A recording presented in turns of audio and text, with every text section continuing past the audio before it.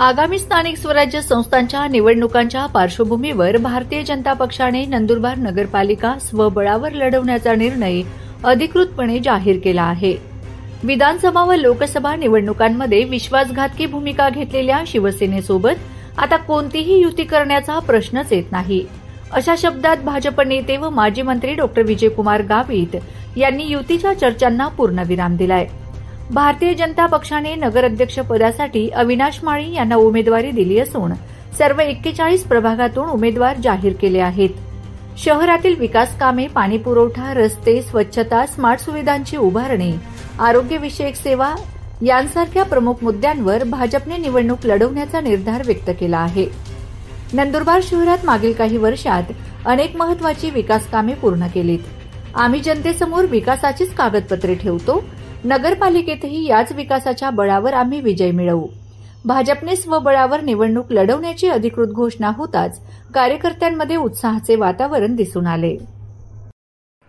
नंदुरबार नगर परिषदेसाठी या ठिकाणी युती करण्याचा प्रस्ताव शिवसेनेच्या लोकांनी दिला होता,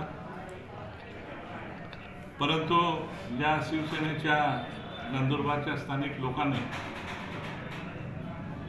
म्हणण्यापेक्षा नेत्यांनी या ठिकाणी लोकसभा आणि विधानसभेच्या निवडणुकीच्या वेळेला भाजपाच्या विरुद्धमध्ये प्रचार केला आणि अशा विश्वासघातकी लोकांबरोबर काय विश्वास ठेवायचा आणि कितीदा विश्वासघात करून घ्यायचा, म्हणून आम्ही स्वतंत्र लढण्याचा निर्णय घेतला।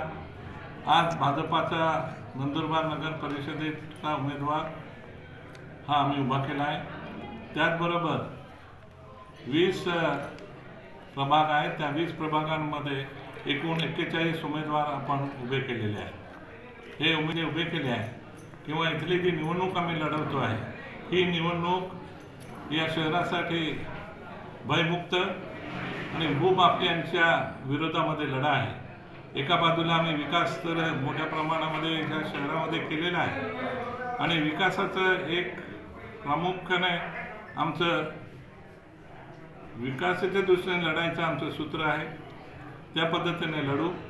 पक्षाचं जे काही निवडणुका होतात, पक्षाकडून लढवल्या जातात, त्या आमचे जे तत्व आहे भाजप पक्षाचे, त्या तत्वाप्रमाणे आम्ही इथल्या निवडणुका लढवणार आहोत। आम्ही चांगले तरुण उमेदवार उभे केले, चांगले उमेदवार उभे केले आहे, ते निश्चितपणानं या ठिकाणी निवडून येतील हा विश्वास आम्हाला आहे।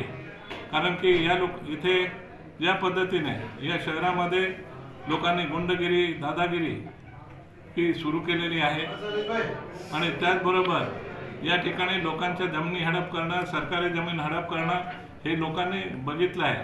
त्याच्यामध्ये या शहरामध्ये ज्या दहशती निर्माण केली आहे लोकांनी, त्यांच्या विरुद्ध ही निवडणूक आहे। त्याच्यामध्ये लोकांना वाटतं की अशा लोकांना अशापासून दूर केलं पाहिजे।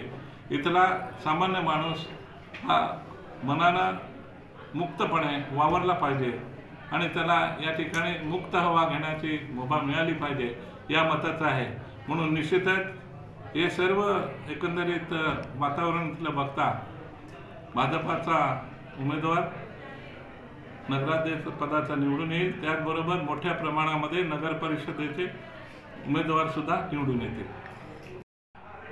वास्तविक लोकसभा विधानसभेला विरोधामध्ये प्रचार केल्यानंतर आणि इथे यांची 20 वर्ष सत्ता असताना सुद्धा त्यांनी युतीचा प्रस्ताव देणं हेच चुकीचं होतं आणि या ठिकाणी जो प्रस्ताव त्याने देत होते त्यांना हीच भीती होती की आपण निवडून येणार किंवा नाही। इतके सर्वांना जवळ करण्याचा प्रयत्न केला तरी पण युती करत होते शेवटच्या क्षणापर्यंत। पण आम्ही पक्ष नेत्यांना सर्वांना सांगितलं की या ठिकाणी भाजपाचा उमेदवार यावेळेला निवडून येईल आणि असे विश्वासघातकी लोकांबरोबर आपण युती करणं योग्य होणार नाही आणि म्हणून आम्ही युती केली नाही। सर, नगरपालिका भयमुक्त नंदुरबार निर्माण करणं आणि हे भूमाफिया आहे, या भूमाफियांपासून इथल्या लोकांचं संरक्षण करणं हेच आमचा मुख्य प्रचाराचे मुद्दे असतील। जिल्ह्यातले निश्चितपणानं सर्व नगरपालिका भाजप या ठिकाणी जिंकेल असा आम्हाला विश्वास आहे।